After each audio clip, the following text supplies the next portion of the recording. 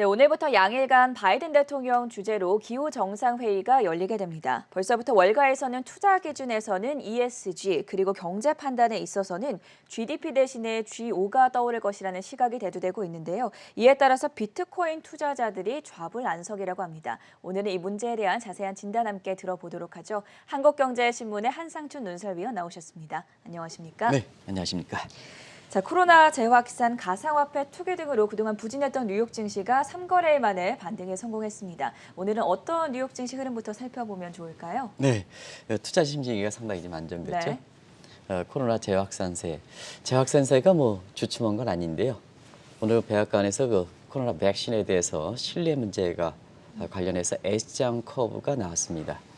이 S장 커브는 뭐냐면 우리가 보면 이제 사람의 생장 곡선에서 보면 우리 존 앵커가 어렸을 때는 유아기를 거치죠. 네. 근데 이제 청소년기 들어가면 사실 굉장히 신장의 키 크는 속도가 그렇죠. 크고 우리가 보면 우리 존 앵커도 뭐 공부를 잘 하시겠습니다는 기울기가 1차 도함수 값이 플러스일 때 기울기다. 그러면 기울기는 2차 도함수 값이 다 플러스일 때 보통 기하급수적으로 이렇게 올라간다 이렇게 네. 하는데요. 코로나 백신 문제, 보건 문제에서 이 문제가 굉장히 중요했거든요. 지금 이제 환자 수도 미국도 증가합니다. 근데 왜 이렇게 코로나 문제에 대해서 왜 이렇게 그 불안감이 좀 해소되면서 아까 그 앞서서 서의사께서 말씀하신 대로 주가가 이렇게 올라가고 경기 회복에 대한 기대감이 되면 백신에 대해서 신뢰가 높아지면 백신의 보급 속도가 빨라집니다. 그럼 백신에 대한 보급 속도가 빨라지면 코로나 환자 수가 증가하는 것 이상으로 백신 보급이 빨라지니까 결국은 코로나 재확산에 대한 두려움은 해소된다 이렇게 보됐습니다. 이게 S장 커브다 이렇게 보됐습니다. 그런 과정에서 어제 그제 이렇게 코로나 재확산세에서 세계 증시가 좀 혼탁했었죠. 이런 것이 투자 심리가 안정되면서 미국의 그 3대 지수가 비교적 그 최근의 그 상승폭으로 보면 비교적 큰 폭을 났다 이렇게 보됐습니다. 그러다 보니까 경기니까 지금 한번 잘 보시 기업들의 실적이 계속해서 발표되고 있습니다는 네. 기업 실적과 관계없이 매크로 사이드의 경기 문제가 더 이렇게 관심이 되지 않습니까? 네, 그런 측면에서는 다음 주에 FOMC 페드 회의가 있고요. 그 다음에 1분기 미국의 성장률 속보치가 있습니다. 이 결과가 지금 월가에서 관심이 되고 있다 이렇게 보이고요. 또 한 가지 이렇게 앞서 그 캐서분이 지적하지 않았던 요인 중에 하나를 좀 말씀드리겠습니다. 네. 어쨌든 경기 이렇게 빨리 회복된다는 것은 금융 완화와 같이 공존할 수 있는 가능성이 그만큼 줄어든다는 그렇죠. 얘기거든요. 그런 과정에서 보면은 어떻게 보면 미국의 브라더스 국가에 해당되는 캐나다가 캐나다 중앙은행 회의가 열렸습니다.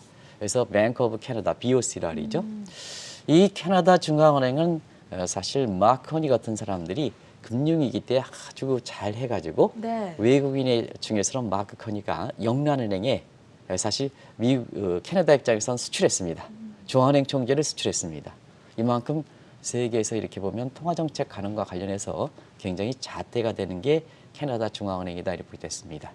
오늘 기준금리를 동결했지만 양적 완화 한 달에 한 30억 이렇게 푸는 것을 줄였습니다. 그래서 양적 완화 정책의 축소다 이렇게 보시면 되겠는데요. 그래서 테이퍼링 지금 시청자분이 가장 관심 있는 페드의 그 테이퍼링 언제 자랑할 것이냐 하는 이 측면에서 증시 향방과 관련해서 굉장히 주목되고 있는데요. 캐나다가 테이퍼링을 그 처음으로 그 추진함에 따라서 앞으로 그 경제가 성장률이 높아지면 높아질수록 테이퍼링에 대한 실제 추진 여부와 관계없이 이 문제가 증시의 관심사가 될 것이다 이렇게 보시면 되겠습니다. 그리고 말도 많았던 너지데이가 끝났죠. 네. 굉장히 부정적으로 얘기해서 사실 제가 이렇게 요즘은 방송에서 자기 당신의 이해관계가 이렇게 맞지 않으면 그냥 극단적인 표현을 써서 아주 이렇게 하더라고요. 근데 그분들의 의견도 다 이렇게 존중하고 그런 거에 대해서 저는 뭐 추측하지 않겠습니다는 제3자 입장에서 말씀드린다 이렇게 꼭 좀 말씀드리겠습니다. 그게 방송으로 지켜야 될 사람이지 않느냐 생각합니다. 네. 그런 차원에서 어제 도지 프라이스가 코인 프라이스가 19일 대비해서 26% 폭락했죠. 그래서 아마 오늘 여러 가지가 나올 겁니다. 그런 측면에서 이게 이제 24금 거래책이기 때문에 제가 잡을 때 지금도 뭐 3.12니까 한때 많이 올라갔을 때가 이렇게 많이 떨어지긴 많이 떨어졌죠. 했죠. 네. 많이 떨어졌죠. 그래서 지금도 한번 계산해 보면 3.11대 내가 계산했으니까 3.13이라 하더라도 한 25%, 23% 정도 된다 네. 이렇게 됐습니다. 굉장히 하루 만에 많이 폭락했죠. 그러다 보니까 이 시장 자체가 굉장히 설이 많은 겁니다. 시장의 어떤 밸류 가치 대비해서 프라이스가 형성되지 않다 보니까 여러 가지 가격 움직임에 따라서 설이 많이 발생한다. 이것도 미국의 금융 당국의 규제가 될 것이다. 이렇게 빌미가 될 것이다. 이렇게 보시면 되겠습니다. 그래서 도지코인이 왜 이렇게 일론 머스크가 옹호적 발언을 했을까 하는 측면에서 이렇게 보면 네. 사실 본인이 가장 많이 갖고 있지 않느냐 하는 얘기 확인되지 않았고 있으니까 사실 이와 관련해서 일론 머스크에 대한 얘기가 많이 나오고요. 그다음에 여기에 또 불확 얘기도 나옵니다. 그래서 지난번에 아케고스발 마지콘 사태 해가지고 사실 굉장히 이렇게 여러 가지 그 피해가 정리되지 않고 있습니다는 빌황이 이렇게 사실 그 콜옵션 레버리지를 이렇게 도지코인에 써서 이번에 다시 횡재했다는 이런 설이 나오고 있는데 확인되지는 않고 있습니다. 이게 이런 것을 좀 시청자 여러분한테 말씀드린 것은 네. 밸류 대비해서 프라이스, 가치가 없는 이런 쪽이기 때문에 이러한 그 가격 흐름에 따라서 굉장히 각종 설이 되고 혼탁한 모습이 된다 이렇게 볼 때 있습니다. 그래서 금융 당국의 나중에 시장 정리 차원에서 규제가 나오지 않겠느냐, 조만간 나올 거로 이렇게 봅니다. 그러면 이제 규제가 나오면 지금 우리나라도 보면은 주가의 그 이렇게 시가총액보다 네. 코인 거래 시가총액이 많지 않습니까? 그러니까요. 그럼 여기에 규제 여부에 따라서 지금 은행에서 빠져나간 자금, 은행에서 특히 많이 코인으로 빠져나가고 있는데요. 국내 같은 경우 증시에서도 주춤했던 요인 중에 하나가 사실 이렇게 코인 이렇게 시장이 굉장히 활성화되기 때문에 여기에 이탈 자금 아니겠습니까? 우리가 보면 이제 엊그제인가요? 이틀 전에 우리 코스피 지수에서 사상 최고치를 기록했다 하죠. 네. 근데 이틀 사상 전이었죠. 최고치를 기록하니까 이게 증시에 대해서 낙관적해서 수익이 마치 사상 최고치를 기록할 만큼 굉장히 높은 거로 생각하는데요. 1월 초에 대비해서는 사상 최고치를 기록한 게 거의 플랫하게 움직였지 않습니까? 그죠? 수익률 측면에서는 한국 시장이 물론 종목에 있어서는 다르게 있습니다는 사상 최고치라는 게 그런 의미에서 정확히 수익률적인 측면에서 전문가분들이 말씀드려야 되거든요. 그런 측면에서 이틀 전에 이렇게 사실 사상 최고치를 기록했지만 어제 같은 경우는 외국 자본이 1조 한 4천 정도 빠지면서 결국 주가가 한 50포인트 가깝게 코스피가 떨어졌죠. 이런 측에서 우리가 증시에 대해서 이렇게 볼 필요가 있다 이렇게 보시면 되겠는데요. 결국 1월 연초 대비해서 사상 최고치를 이틀 전에 기록했지만 플랫하게 움직이는 데에서 주가가 한국 증시가 이렇게 조정을 보인 데에는 그중에 하나가 우리가 비트코인 비롯한 가상화폐에 이렇게 화랑을 보이면서 그쪽에 자금이 빠진 것도 큰 요인 중에 하나다 이렇게 보겠습니다. 그래서 향후 주가 향방과 관련해서는 증시로 해서 이탈된 자금, 은행에서 이탈된 자금이 증시로 다시 요 표현은 어떻게 해야 됩니까? 머니 무브로 해야 됩니까? 네. 원래 보통 채권에서 증시로 오는 것은 그레이트 로테이션이다 이렇게 하고 채권에서 이렇게 증시에서 채권을 가면 머니 무브다 구별하는데요. 요거는 아직 새로운 흐름이기 때문에 그냥 머니 무브로 이렇게 표현하겠습니다. 광의의 개념으로. 이런 머니 무브가 있어야 향후 주가가 추가적으로 올라갈 수 있다 하는 이런 측면에서 상당히 관심이 되고 있다 이렇게 보겠습니다. 또 하나는 오늘 기후정상회담이죠. 기후정상회담 CEO 어떻게 했습니다. 그러다 보니까 비트코인 폭락설이 왜 대두되느냐 하면 나중에 말씀드리겠습니다는 비트코인을 캘 때 전력 소비가 상당히 많습니다. 전력 소비가 많다는 것은 CO2 가스를 많이 발생한다. 그러면 오늘부터 시작되는 기후정상회담에서 이상기온을 발생시키는 CO2에 대해서 굉장히 강력하게 규제가 나오면 결국 비트코인 채굴이 상당히 어려워지고 금지하는 국가가 상당히 많고 거래를 정지하는 국가가 많고 비트코인 폭락한다 하는 측면에서 오늘 또 하나의 기후정상회담 관련해서 결과가 지금 특히 한국의 비트코인 투자자들 입장에서 저는 투자자 입장으로 얘기하겠습니다. 여기에 투기 개념을 같이 포함한다는 것은 꼭 좀 말씀드리겠습니다. 가장 관심이 되는 게 이번에 오늘부터 열리는 기후정상회담의 결과다 하는 것을 말씀드리겠습니다. 오늘 뉴욕 증시에서 특히나 주목을 받았던 게 나스닥 지수가 상대적으로 큰 폭으로 반등을 했고 필라델피아 반도체 지수, 반도체 업체들이 강세를 기록했습니다. 이 부분에 대해서는 어떻게 분석하셨습니까? 아까 그 전행거가 잘 요약해 주셨어요. 네. 이렇게 오늘 미국의 증시가 3대 지수가 동시에 올랐지만 대출이 1%대인데 상승폭이. 네. 근데 2%대로 배 이상 올라간 게 딱 두 가지가 있죠. 하나는 러셀 지수에 있는 중소업 관련된 주. 그다음에 이건 경기 민감주가 파급되는 것을 반영을 하죠. 그다음에 필라델피아 반도체 지수가 한 2% 중반대까지 끌어올려서 네. 가장 관심이 되고 나스닥 지수를 끌어올렸던 가장 큰 배경이다. 2.75%까지 올랐는데요. 그런 과정에서 지금 바이든 대통령이 세 가지 이렇게 가장 큰 관심이 되고 있다 하는 측면에서 오늘 그 얘기가 다 나왔습니다. 첫 번째가 기후 정상회담 관련해서 첫 번째. 그다음에 중국과의 이렇게 첨단 기술에서 반도체 굵기가 두 번째 관심사. 그리고 오늘 이렇게 아까 서 이사께서도 잘 말씀드렸습니다는 교육과 관련된 2차 인프라 문제 관련해서 패밀리 플랜, 교육과 관련된 분야죠. 이런 거에서 지금 1,000억 달러. 당초에는 한 2조 한 2,500 정도 해서 사실 1차에 발표했던 인프라 확충 계획과 동일하게 이렇게 됐는데요. 네. 지금 공화당이 자꾸 경기 부양책과 마찬가지로 그렇죠. 각종 브레이크를 거죠. 그런 측면에서 요건 보다 중장기적이기 때문에 요 규모를 한 1,000억 달러 정도, 1조 달러 정도로 낮춘다 이렇게 나오고 있는데요. 지금 1조 달러만 낮추더라도 자, 이 제닛 앨런이 주도하는 하이 프레셔 경제, 고압 경제, 넘치는 것이 부족한 것보다 낫다 이렇게 얘기하는 게 단적으로 보여주는 것은 단기적으로 경기 부양책이 1조 9천억 달러, 그다음 1차 물적 인프라 분야가 2조 2,500억 달러, 정확하게 얘기하면 아까 2조 3천억 달러라고 얘기했지만 정확하게 2조 2,500억 달러. 네. 그다음에 지금 확정되지는 않았습니다는 좀 더 커질 거로 봅니다. 바이든 대통령이 하면 지금 1조 달러 하면 이게 5조, 토탈리 5조 2천억 정도 되지 않습니까? 그래서 굉장히 큰 규모다 이렇게 보겠습니다. 그래서 바이든이 갖고 있는 3대 핵심적인 강력한 우선순위 중에서 그중에 반도체 굵기죠. 반도체 굵기는 결국 반도체의 자급자족이다 이렇게 보겠습니다. 아우타키 속경. 그래서 그동안 고부가 같이 설계 있고 나머지는 이렇게 반도체 설비라든가 이런 측면, 장비 같은 설비라든가 이런 것은 다른 나라 맡기는 이런 분권에서 아우타키 이론화 체제로 해서 네. 결국 궁극적으로 보면 Alliance Value Chain 반도체 관련된 그래서 세미 컨덕터 Alliance Value Chain 이렇게 이제 되는 거죠. 이렇게 해서 이 체제가 되는데요. 요거는 실현되려면 좀 기간이 필요한 거죠. 그런 과정에서 우리나라도 좀 비상이 걸리고 있는 상태죠. 건교육도 최근에 변화가 있기 때문에 다시 한번 좀 말씀드리겠습니다. 정치색을 띠지 않고요. 근데 우리는 아직까지 이렇게 지금 상태에서는 현 정부가 그렇게 큰 입장을 보이지 않고 있습니다. 물론 대책회의는 있지만 대책회의 결과가 민간과 이렇게 서로 이해관계가 상충되지 못하다 하기 때문에 대책회의를 대통령 주재에서 이렇게 열렸다 하더라도 크게 뚜렷한 결과가 나오지 않고 있습니다. 그래서 현 정부는 안미 경중 다들 아시죠? 네. 그래서 경제는 중국에 치중한다.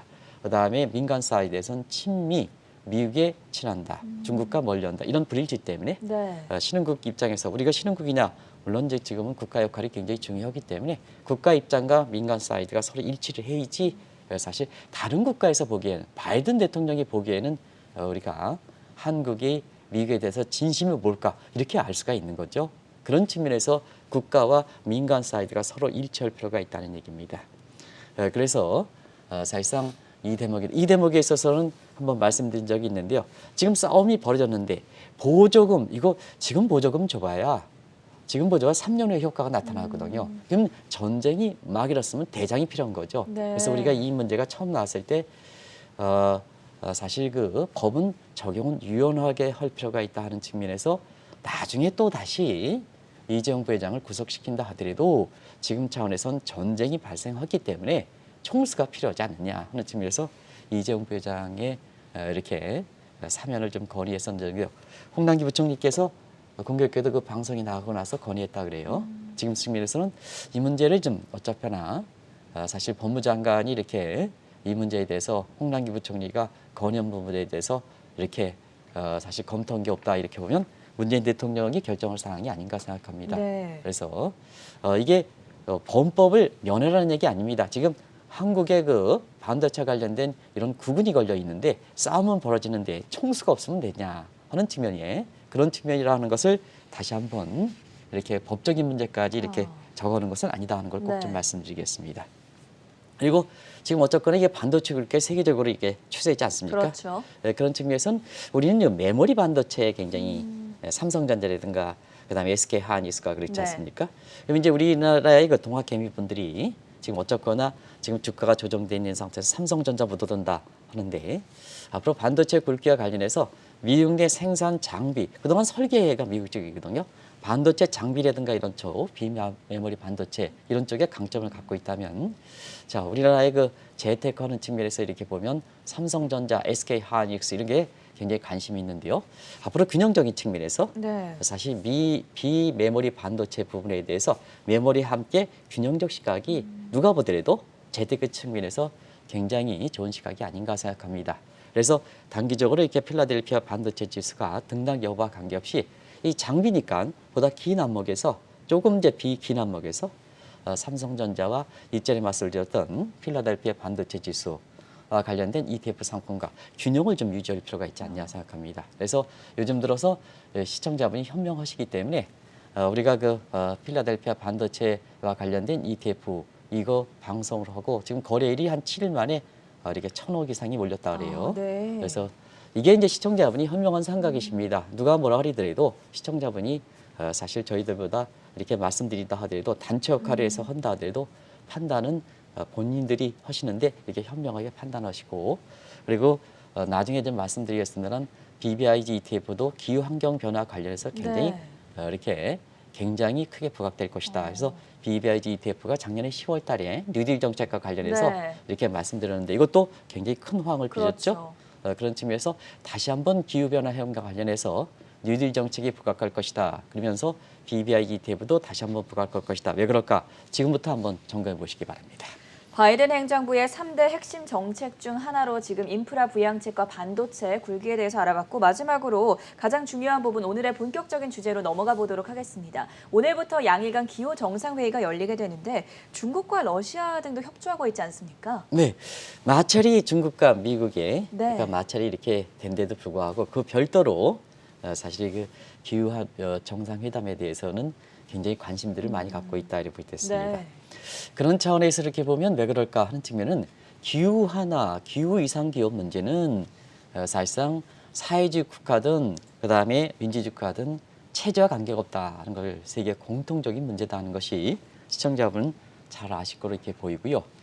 오히려 중국과 러시아 국가가 기후 환경 변화에 대해서 더 관심을 가질 수밖에 없습니다. 나중에 말씀드리면 기후 변화 그다음에 이런 정보라든가 IT 분야는 사실 못 사는 국가가 더 피해를 많이 받기 때문에 그렇습니다.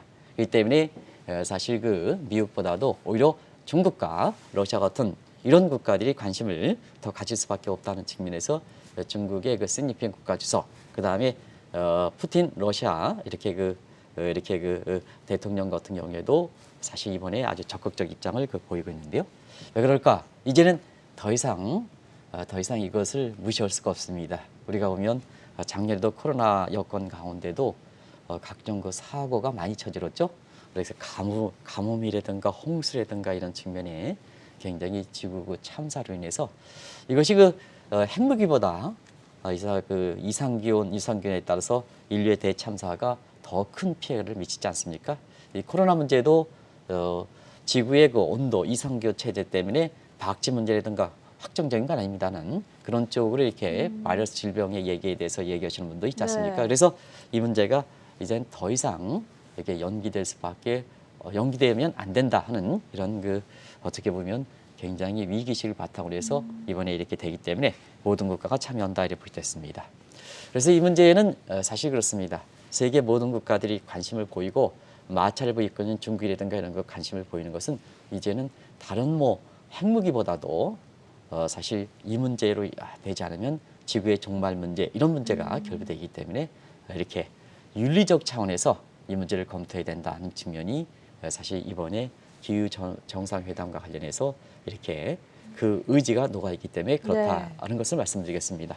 나머지 기후 온도라든가 어떻게 변하느냐 이런 거는 아마 시청자분이 이 문제가 워낙 큰 관심사가 되다 보니까 이미 그 국내 언론에서도 아주 특집으로 많이 다루고 있거든요. 매년 뭐 0.2도씩 올라간다. 산업화 이전보다 지금 지구 온도가 1.2도 상승했다. 1.5도까지 가면 지구가 아주 이렇게 해서 화성이라든가 이런 데 가야 된다. 이런 쪽에 얘기도 극단적으로 되고 있는 상황이거든요.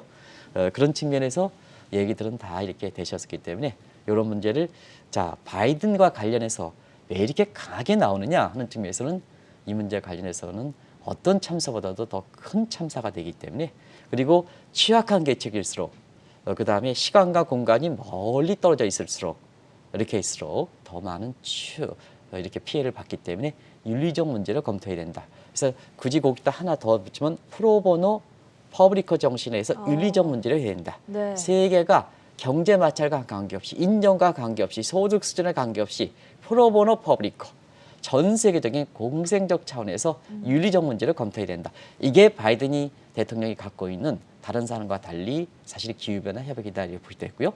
바이든 대통령은 기후변화 관련해서 전 세계 최고 통수권 중에서 가장 경험이 많습니다. 가장 전문가입니다. 이분이 외교라든가 이쪽 분야에 하면서 이 문제에 대해서는 굉장히 그렇습니다. 그래서 이번에 같은 경우에는 아마 엘고 이렇게 해서 중국에 대해서 이렇게 되는데 네. 엘고 옛날에 그 대통령 것도 불편한 진실이었죠. 아주 그렇죠. 굉장히 그 기후와 관련돼서 굉장히 아주 전문가시죠. 네. 그것이 그래서 아주 똘똘 뭉쳐서 이후에 회의를 한다는 것을 말씀드리겠습니다. 이런 기후변화와 관련해서는 이산화탄소 배출 문제를 어떻게 규제할 것인가가 가장 핵심일 텐데 각각 미국과 중국 어떤 입장들을 취하고 있습니까? 저도 그 한때 대우경제연구소 시절에 네. 기업의 경영과 관련해서는 CO2 가스 발생하는 문제가 당시에 1990년대에도 한국의 제조업이 주가 됐기 때문에 저도 이 문제와 관련해서 유명하신 이름을 밝히기가 이한구 경제연구소장님이랑 같이 이 문제를 검토해서 되는데요. 사실 그렇습니다. 기후 정상회담에 갖고 있는 여러 가지 아젠다 같은 경우에는 다양한 내용들이 포함되어 있습니다. 근데 이제 역시 세계적으로 보면 교토 의정서라든가 이런 게 합의가 되지 않는 이유 중에 하나는 경제 발전 단계가 차이가 있기 때문에 그렇거든요. 왜냐? 기후 변화의 가장 큰 문제는 화석 연료 문제고 화석 연료 문제는 CO2 가스 발생 아니겠습니까? 그래서 지구의 온도를 그래서 지구의 생태계를 이렇게 흐트러뜨리는 것이 CO2 가스다 이렇게 보여졌습니다. 그래서 CO2 가스 발생하는 화석 연료에 대한 규제다 이렇게 보여졌습니다. 근데 이게 이제 합의가 좀 잘 안 돼요. 왜 그럴까 하는 측면에서 보면 자 이렇게 되죠. 전 앵커는 이제 저보다 굉장히 이렇게 여러 가지 세련되시니까 미국으로 친다. 경제 산업 발전 과정을 보면 미국으로 친다. 그래서 서비스 산업이라든가 IT 쪽으로 간다. 근데 한상춘 논설위원은 얼굴이 이렇게 생긴 거 보면 제조업이다. 국악다리 제조업이다. 이렇게 본다면 제조업은 대체로 다 그렇지는 않습니다는 CO2 가스를 많이 발생하지 않습니까? 네. 그러면 이제 그걸 왜 이렇게 아침부터 이렇게 비교하냐면 전 앵커는 경제 발전 단계 앞서갔던 미국이란 얘기입니다. 근데 이제 한상춘 논설위는 중국이란 얘기입니다. 그러면 이제 자 미국이라는 국가 같은 경우에는 과거에 중국과 같은 위치에서는 CO2 가스를 많이 발생했죠. 근데 이제 현재 기준으로 본다면 CO2 가스를 발생하지 않죠. 근데 중국은 뒤늦게 1990년서부터 개방하면서 제조업의 육성 과정이니까 CO2 가스를 가장 많이 발생하죠. 그렇죠. 근데 CO2 가스는 이렇게 사라지느냐 누적된다는 얘기입니다. 그러면 이제 지금 상태에서 저 지금의 CO2 가스가 굉장히 높은 수준이기 때문에 기후 온난화를 초래해? 그럼 누구 책임이냐? 앞서갔던 전 앵커 책임이냐? 이제 CO2 가스를 발생한 한상춘 논설의 책임이냐? 이 문제가 중요하거든요. 네. 왜냐? CO2 가스는 누적 개념이기 때문에. 그러다 보니까 자 중국 입장에서는 우리가 지금은 CO2 가스를 많이 발생하지만 당신이 문제다. 전 앵커 미국이 문제다 하는 입장이고 미국 입장에서 현재 기준으로 보면 자 지금 CO2 가스를 발생시키는 주범이 누구냐? 중국이다. 중국이 문제다. 이렇게 해서 논란이 됐던 상황에서 지금까지 이렇게 이 문제가 교토 의정서에서 이렇게 사실상 그렇습니다. 근데 이것이 오바마 정부 때 폴스 교토 의정서로 이렇게 가면서 사실 굉장히 바이든이 주재해서 굉장히 강하게 갔습니다. 근데 왜 지금까지 이렇게 기후 정상회담이 열리지 않았냐 하면 트럼프가 문제였죠. 왜냐? 트럼프는 1차 에너지, 석유, 텍사스 석유. 그래서 그러다 보니까 이 기후변화 정상회담을 가져가면 안 되는 거 아니겠습니까? 네. 1차 에너지 중시해서. 이게 이제 그래서 블랙홀 상태가 됐던 겁니다. 우리 얘기하면 지금 페드가 블랙아웃 기간입니다. 진짜 트럼프 정부 때 블랙아웃 기간이 네. 됐던 겁니다.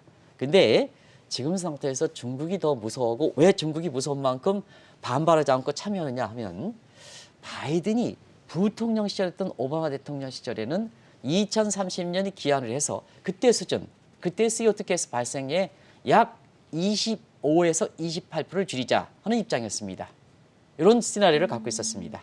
근데 바이든 대통령이 이렇게 지금 대통령이 맞은 입장에서 보면 네. 지난 트럼프 정부 때 4년 동안 지구의 온도 급증하고 그다음에 지구에 지금 전 세계 피해 보던 경우에는 얼마나 큰 피해가 되겠습니까? 더더구나 코로나 문제도 이 이상기후 때문에 되는 거 아니겠습니까? 그래서 이것을 빨리 줄여야 된다.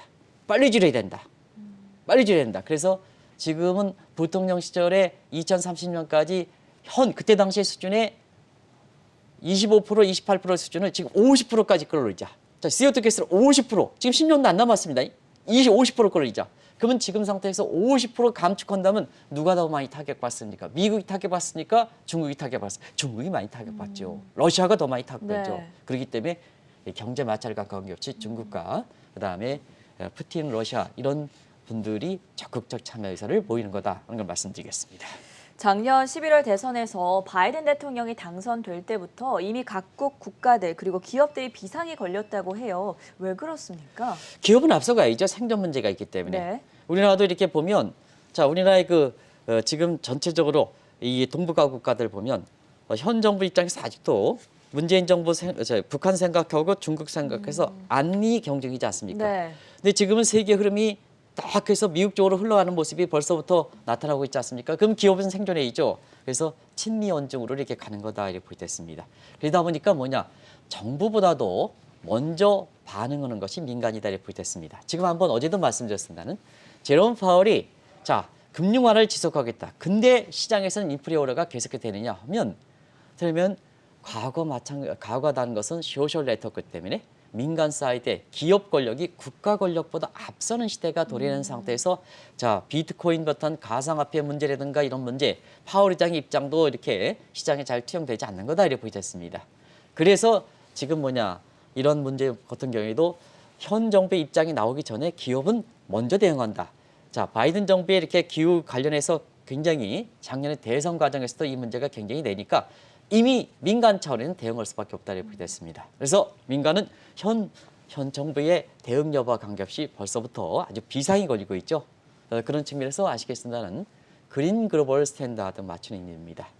원래 지금은 이제 ESG라든가 이런 측면이 마치 기후 변화 활력을 해서 화두가 되고 있습니다는 사실 전체적인 그림에 있어서는 교토 의정서, 포스트 의정서일 때 그린 글로벌 스탠다드라는 개념이 이렇게 국제 규범 문제가 굉장히 중요한 문제가 됐다 이렇게 보겠습니다. 네. 그래서 이런 문제가 어디에 주안점을 두느냐 하는 측면에서 나중에 바이든 대통령이 이렇게 부통령 시절보다 환경이 변했으니까 그래서 사실 환경과 관련해서 주안점이 좀 바뀌는 문제를 좀 이렇게 비교해서 드리겠습니다. 어쨌든 큰 그림 차원에서는 예전에 교본이 있었기 때문에 글로벌 스탠다드 관점에서 이미 에너지 청정형으로 급선회하고 있다 이렇게 보겠습니다. 그런 과정에서 에너지 청정형이니까 어제도 우리가 김세현 이사가 아주 좋은 방송을 해주셨습니다. 이렇게 기후 정상회담 관련해서 저탄소 에너지가 굉장히 각광을 받습니다. 그래서 백금이라든가 네. 팔라듐이라든가 탄소를 약소시키는 그래서 김세현 이사가 아주 발빠르게 전해주셨습니다. 바로 그 문제입니다. 그래서 지금은 뭐냐 CO2 가스를 발생시키는 이런 문제는 이렇게 에너지를 다원화시킬 필요가 있습니다. 근데 현 정부 입장에서 아주 곤혹스럽죠. 물론 이제 문재인 대통령도 초청을 받아서 참여를 하신 거로 이렇게 알고 있습니다는 탈원전인데 자 앞으로 바이든 정부의 에너지원에서는 원자력 굉장히 많이 부각될 겁니다. 왜냐하면 풍력과 그다음에 조력과 이런 문제는 이거 신재생활에서 그걸 얼마나 담당합니까? 태양광 지금 CO2 가스에서 이렇게 미세먼지 하고 있는데 얼마큼 효율이 높습니까? 근데 지금 뭐냐 가장 에너지 청정으로 원자력 문제가 지금 부각된다는 얘기거든요. 네. 한국의 현 정부 입장에서는 참 이게 이제 글로벌 추세를 잊지 못하는 겁니다. 정치 얘기는 안 하겠습니다. 근데 이게 정치 얘기는 아니죠. 왜냐하면 경제 문제이기 때문에 그런 과정에서 자, 한번 보겠습니다. 이 문제에 대해서는 굉장히 탄력 있게 갈 수 있는 것은 이미 정책이 다 마련된 상태입니다. 바이든이 부통령 시절에 오바마 정부 시절에 그래서 미국은 뭐냐, 이게 탄력 있게 추진할 거로 이렇게 보는 것은 뭐냐면 아폴로 프로젝트가 이미 구축되는 상태거든요. 이미 정책이 마련돼 있습니다. 네. 일본은 뉴 21 플랜. 과거에 이명박 정부 시절에 뉴딜 정책, 뉴딜 성장이라고 했죠. 근데 현 정부는 이제 작년 10월부터 뉴딜 정책이라는 표현을 쓰죠. 마찬가지일 겁니다. 그래서 이게 정책적으로 각국이 이거는 안 갈 수 없는 문제이기 때문에 트럼프가 이상한 사람이죠. 안 갈 수 없는 문제이기 때문에 정책적으로 되기 때문에 굉장히 탄력 있게 추진할 겁니다. 오늘 기후변화 정상회담이 이렇게 된다 하더라도 오랜만이다 굉장히 탄력 있게 추진한다. 하나는 위기의식이 이제 코앞에 왔다. 두 번째는 정책 근거가 다 마련돼 있다. 탄력 있게 추진할 것이다. 그래서 우리 민간 기업들이 현 정부의 포지션 여부와 같이 탄력 있게 미리 대응하는 거다 하는 걸 말씀드리겠습니다. 바이든 대통령이 구상하는 이 기후변화 협약은 오바마 정부 시절에 주재할 때보다 달라진 시각이 있다. 이런 평가들이 나오는데 구체적으로 어떤 점들이 달라졌을까요?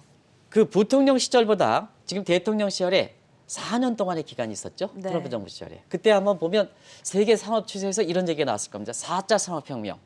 4차 산업혁명을 굳이 이렇게 얘기한다면 융복합 그리고 IT 이런 쪽이죠. 레벨 플래닝이 됐죠. 그래서 사실 그 지난 4년 동안 환경이 변했으니까 환경의 변화에 맞게끔 기후정상회담의 포인트도 변해야죠. 그런 관계에서 자막 좀 비춰주시기 바랍니다. 자막을 비춰주시기 바랍니다. 그래서 ESG 문제가 나오는 거다 하는 걸 말씀드리겠습니다. ESG 문제에 대해서 다들 아시기 때문에 여기서 약하도록 하겠습니다. 근데 이걸 좀 ESG 문제에 대해서는 한국에서 이렇게 주안하는 것과 미국에서 주안하는 것 다시 좀 다른 개념이 있습니다.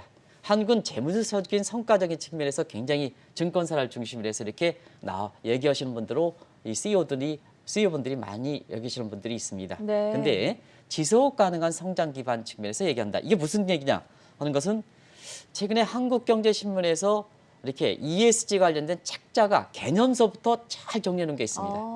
그 책자를 이렇게 대신해서 약하도록 하겠습니다. 네. 증시적인 측면에서는 PER과 PBR보다는 PPR 그다음에 PDR 이 지표 다들 아시죠? 이런 개념 지속 가능하니까 지금보다도 미래 관점이 중요하다 하는 것을 말씀드리겠습니다.